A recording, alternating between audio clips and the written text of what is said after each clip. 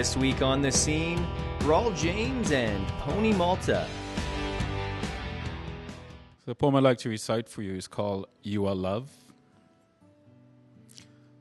Love is an energy, the energy from which we are. It is the space that binds electrons. It is the air we breathe. Love is just a word, but it's our connection that drives our will in concert with life, lifting to a vibration of higher consciousness. Love is fear's oxymoron, for there is no fear. There's only our true spirit, only you, only love. Love knows no duality. It is not alone, nor lonely. It is infinite. It is, it was, always will be, as you are infinite. Love is harmony that lives within. It is beyond thought, spoken words. Its reach knows no limits. Love guides the acceptance of self.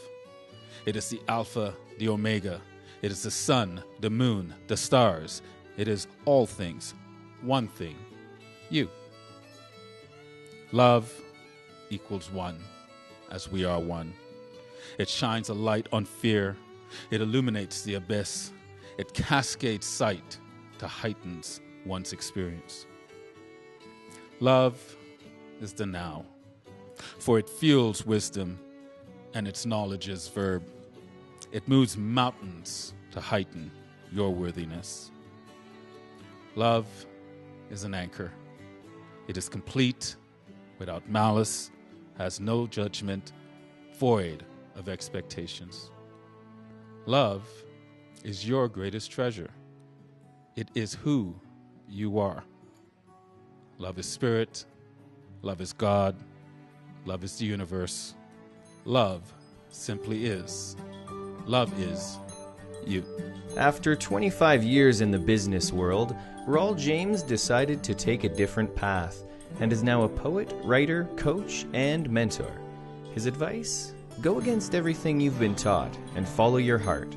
Rawle is also the founder of Kelowna's Inspired Word Cafe, a series of poetry, spoken word, and musical performances. My inspiration probably was mostly sports, and I come from the business world, so as far as writing, I don't necessarily have a lot of people that I follow. I'm a layman poet. I didn't go to school to study it. I'd never sit here and say I'm a traditional, poet in any means. But I write what inspires me. I write from that stream of consciousness that all our creativity comes from. I rarely ever sit down with the intent to write a poem. Usually, I'll be going to bed, and as soon as my head hits the pillow, I'll get this blast of inspiration. One of the poems that I recited, Mother's Blood, I'd actually just came home from school one day and turned on the TV, which was a big mistake, and turned on CNN, and there was another conflict happening around the world somewhere. And in that moment, I really got angry. And I was about to turn it off, and this blast of inspiration just came, and I grabbed my iPhone because I couldn't find a pen and paper, and this poem came out, A Mother's Blood. So, but what really inspires me?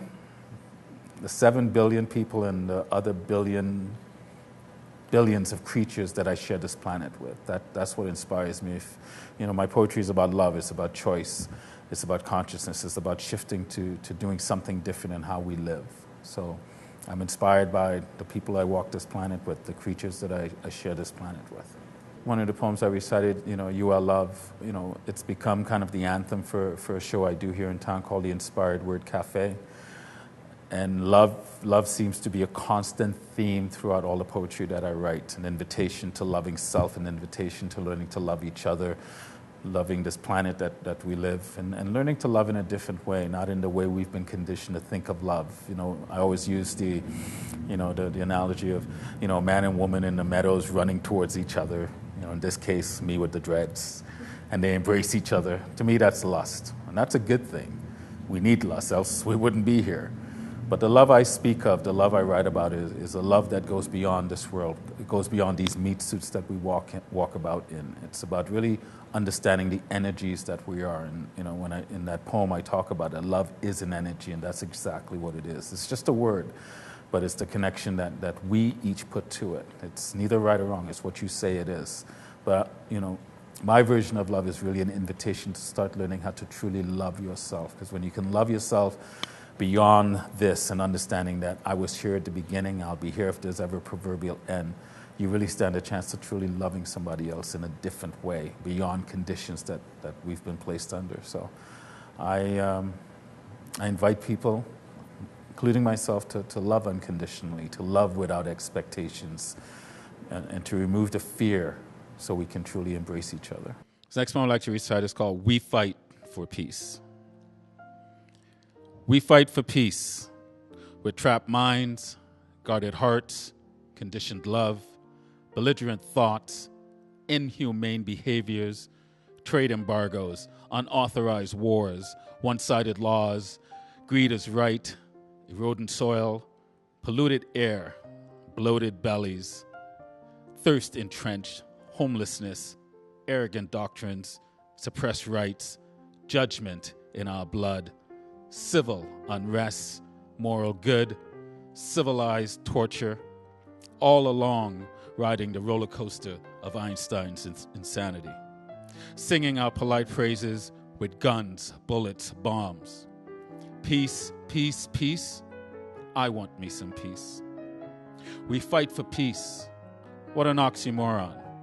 Peace conjures up images of open space, vast void, beautiful silence.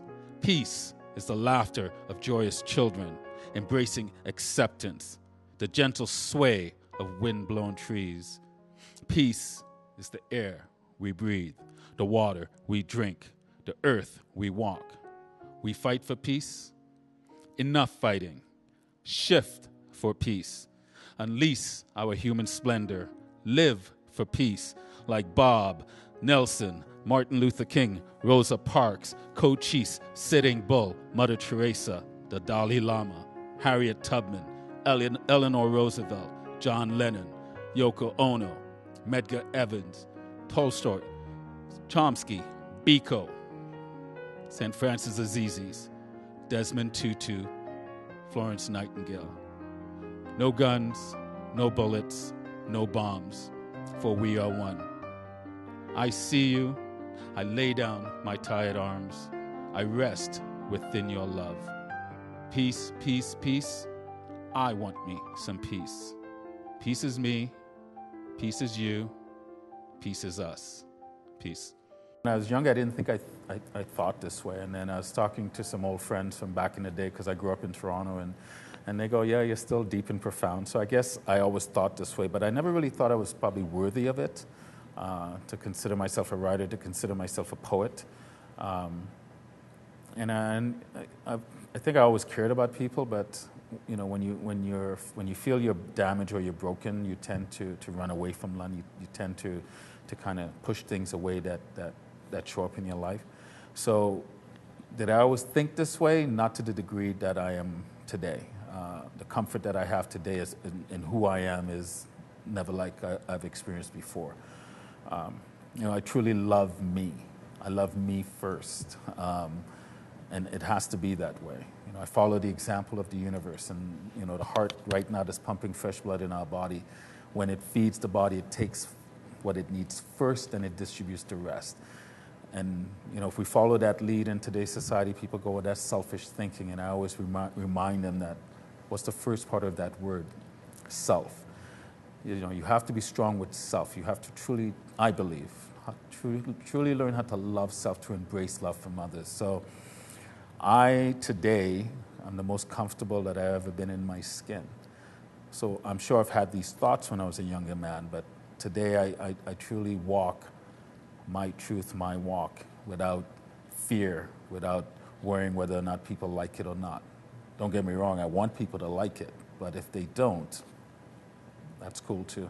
I wrote my first book called Truth Experience, which is at Mosaic Bookstore, and I wrote it not looking to make tons of monies off it. I just wrote it because that's what I wanted to do.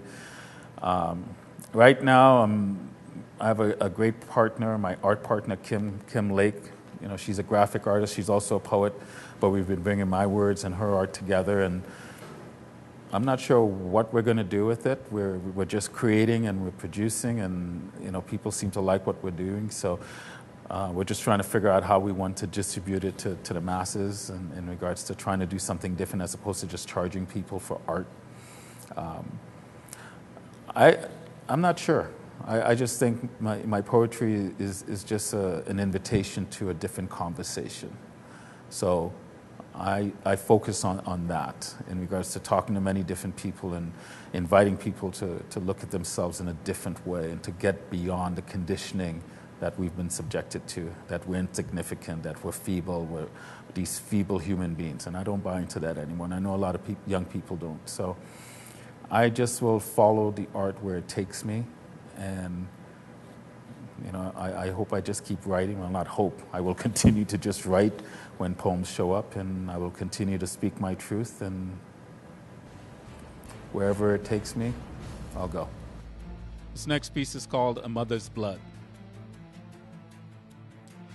On a battlefield littered with right and wrong, good and evil, seeking new ways to end the spill of blood, a path to compromise, paved gutters of valued indifference, overcoming ego's charms, resisting the urge to impose one's will. Our council chambers filled with the same energies of contempt as the stench of killing fields fill our nostrils, fuels our nightmares. Always the paradigm of a winner, of a loser. Streets flow with the blood of indifference, crowds of humanity caught in the rat race we call life. Kill or be killed is the prize as we quest for the Midas touch. A fool's goal we chase, blinded by the Joneses' shadow, surrounded by possessions, the bank we build, forgetting the true value of one's life. Who will be around me when I take my last breath of this ego's domain? Longing for balance between old and new, both requiring time to accept, to adapt, to respect, to honor, to love, to live. Forgetting that perfection lies in a moment of our soul. With purpose of thought, oh, how I long for last blood. When anger gives way to empathy, giving way to the warmth of mother as she governs over the collective heart, seeing each other without eyes, hearing each other without ears, remembering the first moment, the first breath, a first light, a first embrace. Let mother lead a new chorus of unity. For the battlefield she resists with the memory of label's pain. All are her children, all are her love. The path to oneness is paved with her strength. O Mother, whose blood is my blood, empower me to do thy bidding. Eagle eye my vision to recognize the change knocking at the precipice of my testosterone-based brain. Within the estrogen whirlwind that lies the new DNA of an existence of new. I lay down my sword, I put aside my worries, for I see you, I hear you, I feel you. I am my brothers, I am my sister's keeper. I see past the lies of the tree of death. I am the lamb of mother, the keeper of new thought. My energies ride the spectrum of life as I follow in order to lead. Shedding no blood, no tears, I champion mother's love. I walk the warrior's walk to a new dawn, past original sin, back to the tree of life, to my spiritual bliss, no longer separate from mother, God, my true self.